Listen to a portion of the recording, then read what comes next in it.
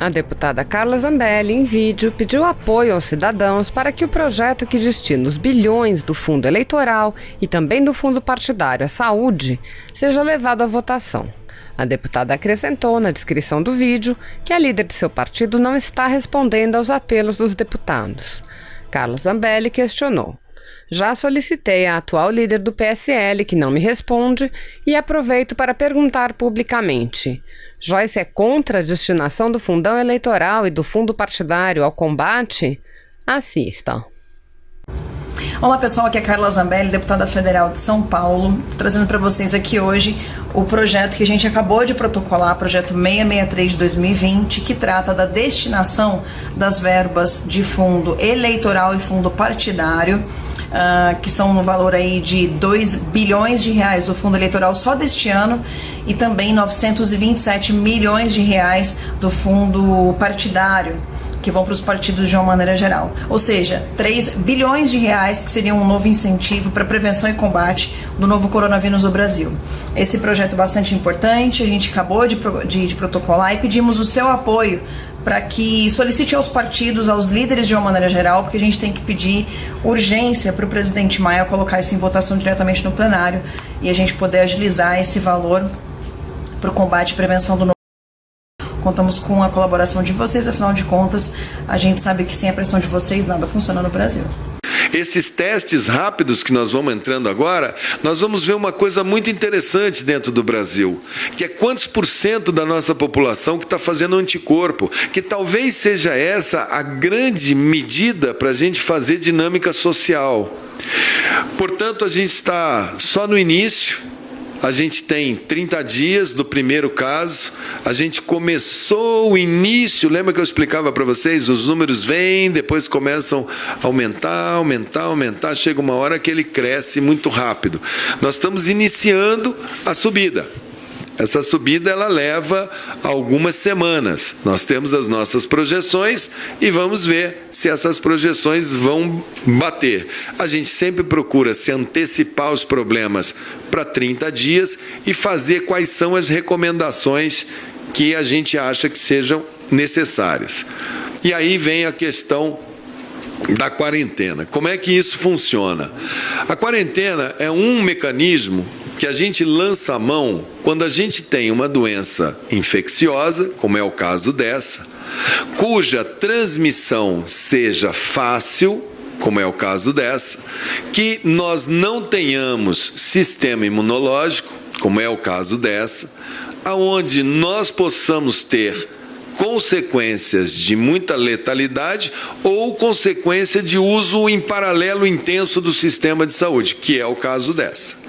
A última vez que o Brasil fez uso de quarentena por saúde foi em 1917, a época da gripe espanhola, há exatamente 103 anos atrás. Então é normal, faz parte desta situação. Quando se fala em quarentena, nós errarmos ou calibrarmos ou fazermos projeções e momentos um pouco fora e questionáveis por A, por B ou por C. Então, vamos lá, se nós estamos começando o processo, nós estamos iniciando a curva, nós temos que ter muita calma, porque a quarentena é um remédio extremamente amargo, extremamente duro, e vai ter a hora que a gente vai precisar usar. Então você tem desde redução de mobilidade, que você pode fazer antes do lockdown, como estão chamando, o brasileiro adora copiar palavras americanas, inglesas, eles chamam lá de lockdown, quer dizer, fecha tudo. Antes de adotar o fecha tudo, existe a possibilidade de trabalhar por bairro, existe a possibilidade de fazer redução de mobilidade urbana em determinados aparelhos. Existem uma série de medidas que vai se tomando até que você tenha um patamar. Aí você chega, quando eu chegar neste patamar, eu passo a considerar conter um bairro, conter uma cidade. Nós saímos praticamente do início dos números para praticamente um efeito cascata de decretação de lockdowns em todo o território nacional em paralelo, como se nós estivéssemos todos em franca epidemia.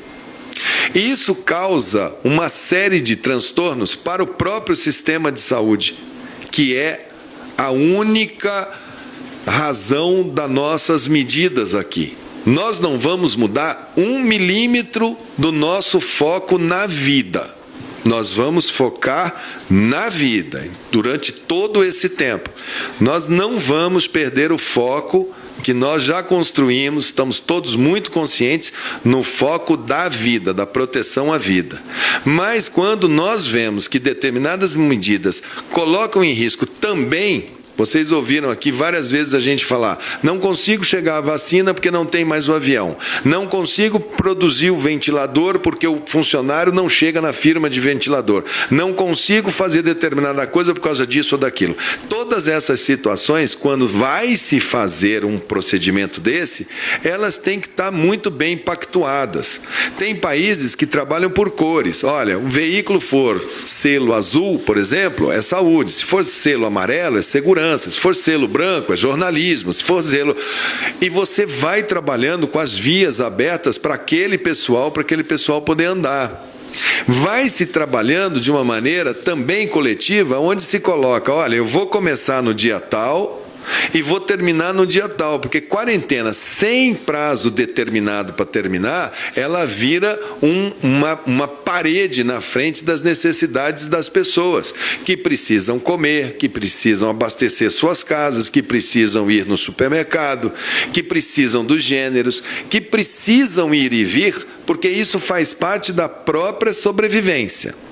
As questões econômicas são importantíssimas e fizeram parte da linha da fala do presidente, onde ele coloca que, se não tivermos um cuidado com a atividade econômica, essa onda de dificuldade que a saúde vai trazer virá uma onda de dificuldade maior ainda em relação à crise econômica. Nós da saúde não podemos ser insensíveis, nós entendemos e enxergamos e vemos isso com muita clareza. O que nós queremos é fazer de uma maneira organizada. Nós estamos hoje, tem 3 ou 4 dias que iniciou esse processo de interrupção. Começou no domingo, se me parece, alguns países começaram segunda, estados terça, não é isso?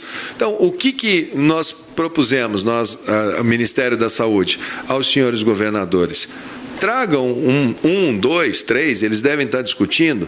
Eu discuti isso agora há pouco com o governador Ronaldo Caiado, para que a gente traga junto, dentro de uma pequena unidade, e façamos juntos a proposta nacional, para que todos saibam, olha, quando o número de casos estiver aqui, vai acontecer isso. Quando estiver aqui, vai acontecer isso. Você me comunica, eu dou uma olhada, checo, falo ok, me preparo. Quais são as atividades econômicas que a gente considera que são essenciais? Tenho certeza que todos, sentando e olhando os quadros, todos juntos, me traz o boletim epidemiológico. A situação do Ceará, como eu chamei a atenção aqui no começo, é totalmente diferente da situação de Goiás. A situação de Mato Grosso do Sul e Rio Grande do Sul, embora nós sejamos o Brasil tem vários Brasis. Eu tenho uma preocupação com o Rio Grande do Sul, com Santa Catarina, é o nosso local de pessoas mais idosas. Então, é lógico que lá os critérios têm que ser diferentes do que na Amazônia, que é o nosso estado de população mais jovem. Tudo isso a gente tem aqui métrica e a gente pode e deve fazer juntos. A gente não vê, e eu sei que muita gente falou, hoje especularam, o ministro vai sair, o ministro não vai sair. Eu vou deixar muito claro, eu saio daqui na hora que acharem que eu não devo trabalhar, que o presidente achar, porque foi ele quem me nomeou, ou se eu estiver doente, que é possível eu ter uma doença, ou num momento em que eu achar que esse período todo de turbulência já tenha passado e que eu possa não ser mais útil. Nesse momento de crise agora, eu vou trabalhar ao máximo, a equipe está todinha focada, nós vamos trabalhar com critério técnico, sempre. Queremos que a gente repasse determinadas estruturas que possam e devem e têm que ser feitas por um comitê muito mais alargado do que o da saúde. Tenho certeza que esse comitê vai achar boas soluções para a economia em tempos de problemas de saúde, vai achar boas soluções para a logística, boas soluções para a cultura, boas soluções para uma série de atividades que são essenciais na vida da gente. Não tem como a gente chegar e falar assim, um chaveiro não é essencial. Se você precisar entrar numa casa e ela estiver fechada e você estiver sem a chave, só um chaveiro poderá resolver o seu problema naquele momento. Então, a essencialidade das medidas, a capacidade desse país respirar, porque a saúde só pode funcionar quando gera riqueza. Eu sou de um estado agrícola. Nós temos uma safra para colher, uma safra daqui a pouco para plantar, e sem alimento não adianta a gente fazer luta, porque quem está segurando a economia desse país é o agro.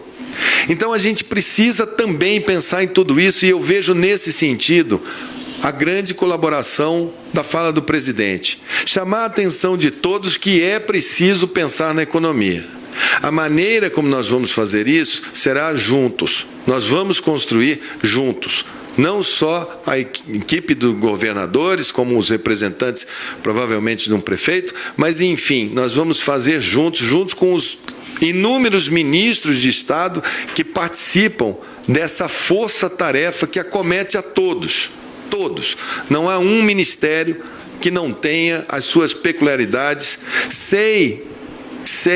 Tenho total informação aqui sobre, por exemplo, segurança, necessidade de EPIs também para aqueles que zelam pela segurança. Conheço toda a situação ligada aos demais ministérios, sei o quanto que eles são afetados por isso. A saúde não é uma ilha, nós não vamos nos tratar isoladamente, não existe só coronavírus. Nós temos um sistema de saúde que tem que trabalhar. Eu tenho recebido médico fechando consultório de ginecologia, consultório de pediatria, clínicas de ultrassonografia, laboratórios de análises clínicas. A vida continua, outras doenças acontecem, as pessoas têm que ser atendidas, as pessoas têm dor de dente, as pessoas têm necessidades, as pessoas estão em tratamento. As coisas continuam, os arquitetos têm que trabalhar, têm que projetar. Nós entendemos tudo isso. Então, o Ministério da Saúde vai procurar agora, com essas equipes dos governos, que foram muito assimétricas, tomaram medidas assimétricas, talvez pela aquela necessidade de, naquele momento, naquele clima, da maneira como estava o comportamento da nossa população. Enquanto o Ministério da Saúde passou aqui o mês de janeiro, de fevereiro, de março, recomendando, orientando, pedindo para as pessoas parece que a ficha não caía. Estava todo mundo numa praia, estava todo mundo andando para lá e para cá, todo mundo em bar, todo mundo bebendo, todo mundo achando graça, fazendo piada. E não é o momento de fazer piada, embora a gente seja muito bem-humorado no Brasil, o momento agora é da gente olhar, reconhecer, ter calma, todo mundo sentar na mesa, não tem partido político, não tem A, B, C ou D, tem nós, povo brasileiro, nós vamos ser profundamente, cada vez mais focados no trabalho que a gente tem que fazer.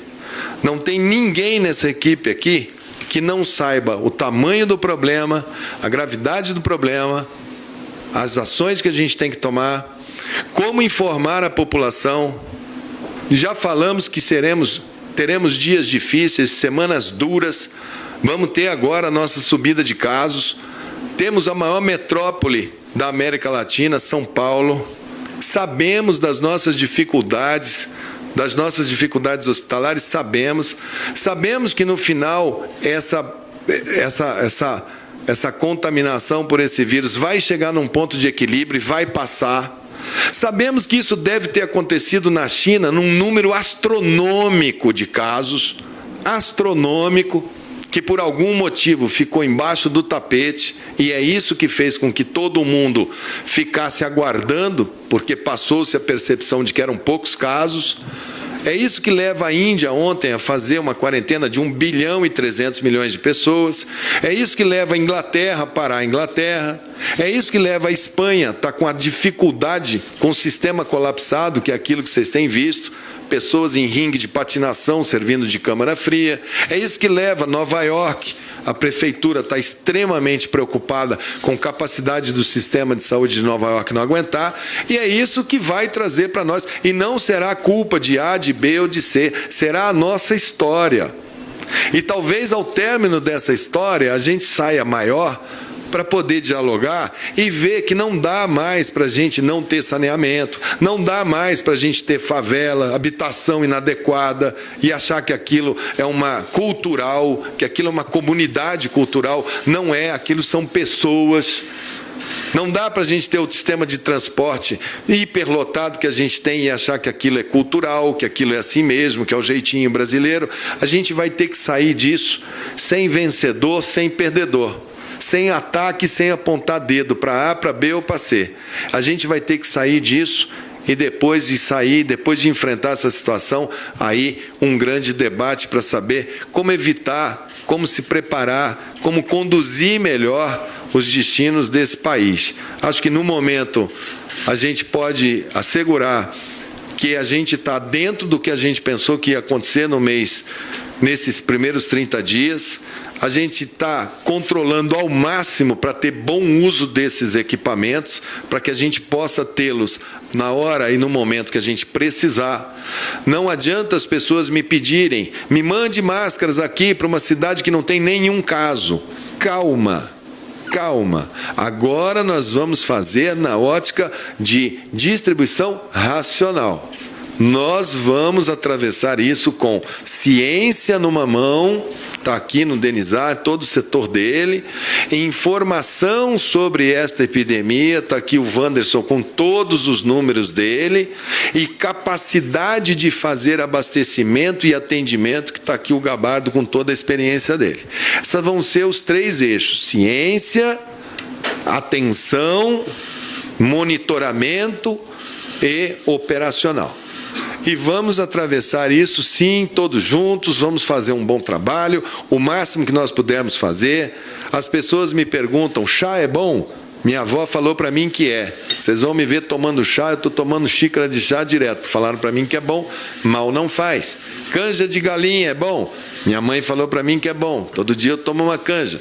Vocês acham que eu ando de pé descalço e vou abrir a geladeira? Jamais. Eu calço uma meia. Eu não pego golpe de ar. Eu ponho um casaquinho para ficar quietinho. Nós estamos assim, eu não bebo gelado.